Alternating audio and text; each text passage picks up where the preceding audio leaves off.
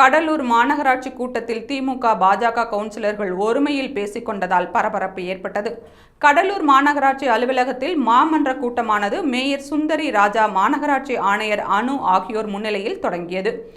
இந்த கூட்டத்தில் திமுக கவுன்சிலர் நடராஜன் தமிழர்களை இழிவுபடுத்தி பேசிய மத்திய அமைச்சரை கண்டித்து தீர்மானம் நிறைவேற்ற வேண்டும் என கோரிக்கை வைத்தார்.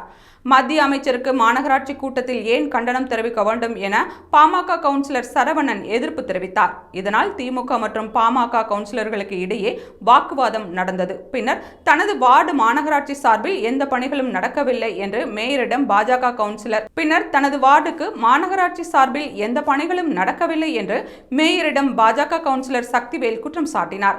இதையடுத்து மேயரிடம் மரியாதையாக பேசுங்கள் என்று திமுக கவுன்சிலர் சங்கீதா ஆக்ரோஷமாக பேசினார்.